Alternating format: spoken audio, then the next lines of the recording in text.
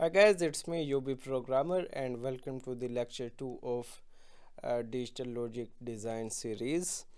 And let's start the lecture. So Roman number system is a non-positional number system.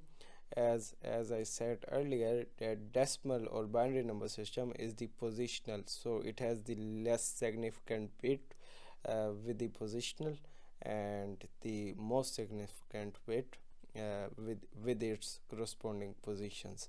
But the Roman number system is the example of non-positional number system, right? It just for the information, right?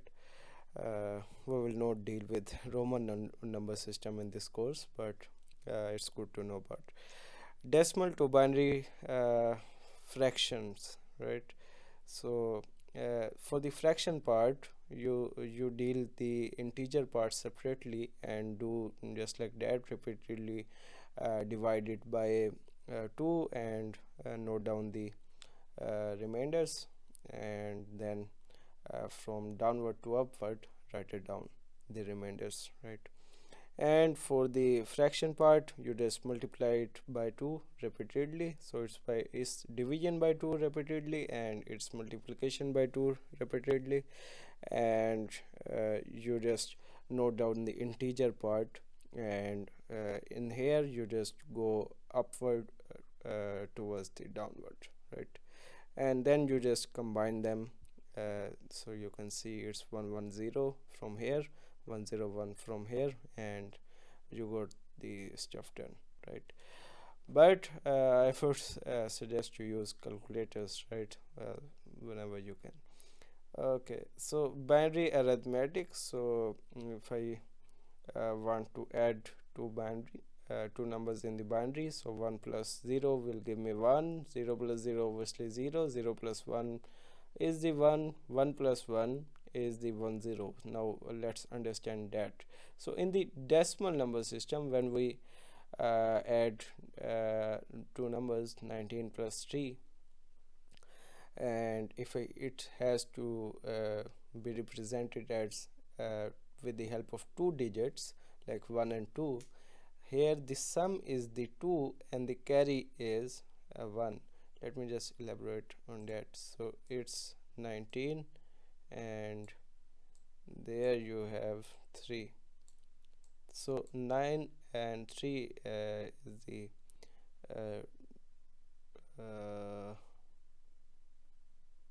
yeah, so 19 plus 3, I think I have messed up with the yeah, so it's not 9 plus 3, right? So if I just remove that, yeah, 9 plus 3 is the 12. So if I just write down 2 here, then the 1 will be as a carry, right? So this 1 will go down here, 1 plus nothing is 1, so it's 12, right? And so here the sum is 2, so this one is the sum and the carry is obviously the 1, right? So same thing goes with the binary, like we have 1 plus 1, so it will be like this, 1 plus 1, and so we have 0 and the 1 will be carry and this will go down as 1 0, right? So that was the explanation for that. And if we just add 3 ones in the binary, it will give us 1 1, same concept of this carry thing. And the subtraction, 0 minus 0 0, we will see this one later, but 1 minus 0 is 1 and 1 minus 1 is obviously 0 because it cancel out kind of, right? In the binary multiplication, so if you just do this simple math, you just get it, because you multiply anything with the 0, it becomes 0, right? And let's see the concept of signed binary number, because we haven't seen any negative number yet. So we can represent a negative number if we increase a bit, and that bit will decide the sign of the number. So if it's 1, the number is negative. If it's 0, the number is positive. Let me just give you an example. So let's say I have a number in binary 101, right? So this is some number in the binary, and I want to specify whether it's a positive number or a negative number. So I will just increase a bit here. So I want to say it's a negative number, so I will just write down 1 in the most left of that number, right? And this will make this number, this 101, a negative number. But you have to define the scenario first, because you want to tell whether you are using the signed notation or the unsigned notation. And in unsigned notation you can't represent any negative number. You have to take care of that, right? In the 2's complement, this is another way to represent the negative number or the positive number with the sign, right? So there is thing called 1's complement in this concept. It will just invert all the bits, so 1010 will go to 0101.